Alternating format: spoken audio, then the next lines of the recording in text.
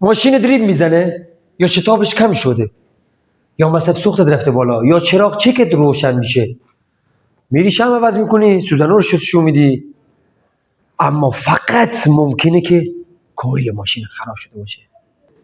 تو این ویدیو 7 علائم خرابی کویل رو برات میگم، تا آخر ویدیو با من همراه باش. استیطلب بکنید. آقا اصلا ببین اول کار کویل چیه. ببینید کلا باتری ماشین 12 ولت برق تولید میکنه. اصلاح میکنم، یعنی 12 ولت برق تولید میکنه رفقا. خب ولی شمع ماشین برای جرقه زدن به چندین هزار ولت نیاز داره. حالا وظیفه کویل چیه؟ وظیفه‌ش اینه که برق 12 ولت رو به ولتاژ بالا تبدیل کنه تا شمع بتونه مخلوط سوخت هوا رو مشتعل کنه. به همین سادگی. حالا اگه کویل درست کار نکنه چه اتفاقاتی به وجود میاد؟ بسم الله الرحمن الرحیم. علامت اول، ریپ زدن در سرعت بالا. آقا یعنی چی اسماعیل؟ سیتلا یعنی چی؟ آقا تو جاده دور گرفتی، یهو میبینی یه ریپ بد میزنه، یا میبینی ریپ زیاد میشه، یا ماشین به قول شما سلو کار میکنه. ما اینجا تو خراسان نمیگیم سلو، میگیم سه کار میکنه. چون ببین آقا یه چیز دیگه بهتون بگم، همینجا یه پرانتز باز کنم. این کویل زیمنس یعنی نگاه، حالا ما اینجوری میگیم تعریف شده تو سیستم ها. نگاه زیمنس یعنی دوقلو به قول ما. حالا یه چیز دیگه بهش میگن، من اینجوری تشخیص میدم. آقا طرف مثلا یک دونه کویلش میسوزه میگه زیمنسه. زیمنس یعنی دوقلوی، خب 2 3 1 و 4. ساژم یعنی تک. یارو مثلا کویلش میسوزه میگه کویل چیه؟ ساژم یا زیمنس؟ اوکی؟ تک بود، همه وایرا روی که قرار گرفته بود ساژمه، اینجوری جفت بود، میشه زیمنس. حالا شما تو جاده داری میری، خب یهو میبینی ماشین بد کار میکنه. خب بد کار میکنه، میبینی ای بابا وایرا رو میکشی، وای میسی کامپیوتر میزنی بالا. حالا این کارو شما انجام ندینا، من خودم طرف که میاد ماشین سه کار میکنه یکی وایرا رو میکشم، میبینم یکی از خونه ها جرقه زنی نداره. وقتی جرقه زنی نداشته باشه یعنی چی؟ یعنی یکی از پیستون خونه شما کار نمیکنه، یه سیلندر خونه شما کار نمیکنه، یه پیستون فقط واسه خودش بشکن میزنه. دیدی چی گفتم؟ او کار نمیکنه، ماشین فقط سه کار میکنه، ماشین زور نداره. این مهمه. بریم بعدی. حالا این مهمه، چقدر مهمه؟ خیلی مهمه. افت شتاب علامت دومشه. ببینید تو سبقت گرفتن راه میری مثل قبل. آقا اینجوری بهتون بگم، مثل قبل قدرت نداره. یه 405 اینجا آقا تجربه واقعی مکانیکی، یه 405 اینجا همه حرکاتو زد. رفیقم بود، رفیق جینگ، آقا میگفت سیرانی میره اینجوری. من یه کویل تستی دارم تو مغازه. این کویل تستی رفقا، نرین سری کویلتون رو عوض کنید، قیمتش بالاه، 2 تومن 2500 البته باید باشه. یه کویل تستی انداختیم رو ماشینش پرواز میکرد.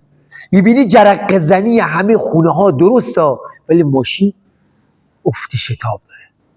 این دیگه کویل رفقا ضعیف شده، پس میشه افت به قول ما شتاب ماشین، افت شتاب ماشین یا همون کاهش قدرت موتور. این خیلی مهمه. میگو اسماعیل لامصب ماشینم اینقدر راه میره. گفتم مگه چیه؟ گفت بیا لامصب سوار شو. 405 بود سوار شدم پرواز میکردیم قول ما. ببینید EF7 و TU5 فقط تو اینستاگرام مشین چخچقین، ولی اونی که تو جاده است تو رو تو آینه نقطه میکنه XU7. اوکی بریم بعدی. علائم دیگه چیه؟ روشن شدن چراغ چک. بدونی سیستم مثلا میگه که احتراق ناقص داری، اینجوری بهش میگه چراغ چک ماشین رو روشن میکنه. وقتی احتراق ناقص پیش میاد بیشتر اینا اینجوری میشه، احتراق ناقص پیش میاد چراغ چک روشن میشه. حالا ما نمیدونیم تو دیاگ بهش چی میگن، میکسر نمیدونیم چی بهش میگن. ما شخصا ما میگیم احتراق ناقص. بعد این احتراق ناقص یا چراغ چک خودت میتونی تشخیص بدی. من یه چیزی که شنفتم حقیقتا تو این اینستا شنفتم، میگن بیای وای رو میکشی میسوزه، کویل میسوزه و سیستم اینا همه چرت و پرته. کلا من از اول وای رو میکشم هنوز یه کویل نسوخته. اوکی پس این علامتش خیلی مهم بود، روشن شدن چراغ چک. علامت بعدی چیه؟ ممنون که تو اینجا ویدیو با ما همراه بودی و لایک پایین ویدیو رو زدی، دمت گرم، ممنون. خیلی چخچقی، به قول ما کار درست چخچقی وار. میبینی پشت چراغ قرمز واسدی ماشین میزون نیست، چون خودت میدونی خودت سوار ماشین میشی، ماشین میزون نیست. قول ما یه لرزشی داره، یه لرزش ریزی. اون میشه که با شما چک کنی. حالا برات میگم چجوری چک کنی. این کویل ماشینته، رو ماشینته، یکی یکی وایر رو بکش در جا. وقتی کشیدی وایر رو، حواس بشه برق نگیره، وقتی کشیدی خب لرزش داخل ماشین افتاد، یعنی اون خونه وایر درست. وقتی کشیدی لرزش نیفتاد، یعنی اون خونه وایرش خرابه. یه بار دیگه بهت میگم، تو شما داری وایر رو میکشی، خب وایر رو میکشی، ای بابا لرزش نمیندازه، این یعنی کویل یه چیز، یعنی یا بشم یا سوزن یا وایر یه چیزی نقص داره. به قول ما شما باید همین مدار رو چک کنی. ببینید سوزن رو چک کردی، شما چک کردی، وایر رو چک کردی، میای سر کویل میبینی برق از سر کویل ضعیف میاد. وقتی شما وایر رو میکشی لرزش نداره، یا کلا وایر رو میکشی از سر این خونه، خب برق نمیاد، همین خونه سوخته. خیلی راحت میتونی اینجوری چکش کنی. نمیخواد بری آی او دیاگ بزنه، آی او جوری ادا اصول بیاره. خلاص براتون الان فیلمشو میگیرم. حالا حسین ماشین رو روشن کن. بدنده عمو. خب بیا اینجا، میخوای فیلم بگیری؟ از میخوام وایر رو بکشم. میخوام وایر رو بکشم. نگاه رو ماشین لرزش میفته، نگاه ببینید جا که میزنم لرزش خدافیزی میکنه. یک بار دیگه نگاه کن. حتی من میکروفون میارم جلو، نگاه کن. نگاه ماشین بعد کار میکنه، میبینید؟ ولی جا که زدم ماشین اوکی شد. دقت کردین؟ خاموش کن ماشینو. حالا اتصال بدنه رو نگاه کن، پشمات بریزه. نگاه کن اتصال بدنه رو نگاه کن.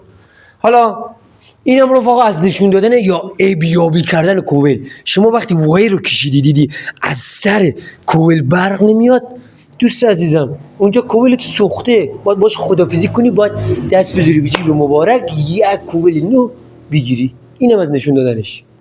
حالا یه نشونی دیگه چیه؟ علامت دیگه چیه؟ افزایش مصرف سوخت. وقتی جرقت کامل نباشه، حالا جرقه نیاز به سوخت داره دیگه، جرقت کامل نباشه، خب بعضی از سوختت از اگزوز خارج میشه. حالا اینجا خیلی مهمه، ایسیو بخواد جبرانش کنه سوخت بیشتر میزنه و اینجا افزایش مصرف سوخت داره. این یکی از علامتاش بود. علامت بعدی اینه، برو استارتو بگیر. خوبه منو نگاه کن. علامت بعدی سخت روشن شدن موتورت اگه کویل درست کار نکنه. اوکی؟ حالا مهمترین علامت خرابی کویل یا کویل که خیلی مکانیکا اینجوری تشخیص میدن که میگی یا مال برقه یا مال مکانیکی. با دقت گوش کن، تجربیه. شما واشه سرزنده ماشین رو میبندی مثلا 405، خب یه پراید میاد، بعد میای ماشین رو روشن کن، بدنده نباشه، بیا اینجا، نگاه دست رو میگیری جای اگزوز، باید صاف کار کنه. وقتی صاف کار میکنه ماشین حال ما میزونه، ولی وقتی دل میزنی یا بد کار میکنه، حالا ماشین خاموش کن، ماشین به قول ما پت پت میکنه. این حالتی ماشین دل میزنه، از تو اگزوز میگه پت پت پت پت، یه دل میزنه. ییلانی کار کردن فرق میکنه، دل زدن از توی اگزوز. اینش میگن اینجوری بهتون بگم، نگاه مثلا به قول خودمون یه جوری بهتون بگم، وقتی که از اگزوز به قول ما دل بزنه یا دست بگیری جلوی اگزوز دل بزنه، این مال برق ماشینه که شما باید در نظر داشته باشی که میزنه توی اگزوز. این خیلی مهمه که شما مثلا وایرا رو اشتباه بچینی آتیش بزنی تو دریچه گاز. این یکی از علامتاشه، مثلا این علامت اشتباه وایر چیدنه. پس این شد شما وقتی دست میگیری جلوی اگزوز دل میزنه، میتونه نشون بده که برق کویلت میزون نیست، به قول ما نامیزونه. ممنون که تا اینجا ویدیو با ما همراه بودی. لایک پای ویدیو رو زدی، استیتال مکانیک لایک و سابسکرایب یادت نره و اینجا گوش کن.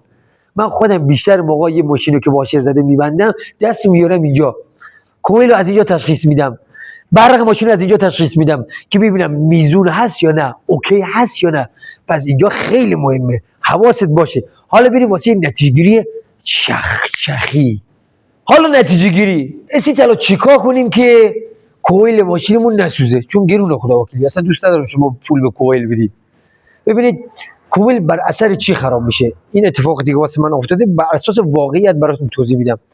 کویل بیشتر بر اثر نوسانات برق خراب میشه. یکیش اینه که ماشین طرف اتصالی داره، یه به قول ما مثلا ضبط و سیستمش، باندش، فیوزش اتصالی داره، میزنه به کویل. واسه من پیش اومده حقیقتا. کویل ماشین رو خودم سوخته، عوضش کردم، اتصالی داشته. ببین همه رو با واقعیت براتون توضیح میدم. و اینکه جنس خود کویل یا کویل به قول ما بگیم کویل برارا، جنس خود کویل خیلی فرق میکنه آقا. شما هر چقدر پول بدی هم وقت به قول خود ما آش میخوری. مهمه که چه جنسی میگیری ها، این خیلی مهمه. جنس گرفتیم گذاشتیم روی رفقا، ماشین طرف یه ما بیشتر کار نکرده، رفتیم استوک گرفتیم یه ترک ریزم داشته که با کار میکرده و تازگی ها خرابی کویل ها اینجوری شده که از مثلا ساژما اینا، خب این ساژم از وسط ترک میکنه، از وسط ترک میکنه. ببین چی پیش میاد، ببین چه نوسان برقی خورده به داخلش که میزنه کویل میکرکونه به قول ما. پس این خیلی مهمه رفقا. اگه با دیدن ویدیو حال کردی، هر نظری داشتی پایین ویدیو کامنت کن. و این که رفقا از همه مهمتر شما نباید خرابی کویلو با خرابی وایر با خرابی شمع اشتباه بگیری. اینا همه جداه رفقا. اگه هم خواستین کویل بگیریم برای ماشینتون، اگه پژو بود ایساکو بگیرین. ایساکو کلا خودش یه اعتبار دهنده است. کویلو میگیره اعتبار میده بهش، میذاره تو کارتون خودش، بهش اعتبار میده. هیچ وقت نمیاد جنس بد بگیره بذاره تو کارتون خودش، چون اعتبار خودش خراب نمیکنه. کلا سایپا سواران هم خواستین بگیرین، مثلا خودش مارک سایپا خوبه، مارک چی میگن الپا خیلی خوبه، عالیه، یعنی از بالا دست نداره به قول ما. دارم مارکا رو براتون میگم و اینا مهمترین هستن. هر نظری داشتی پایین ویدیو کامنت کن. استلام بکلیک.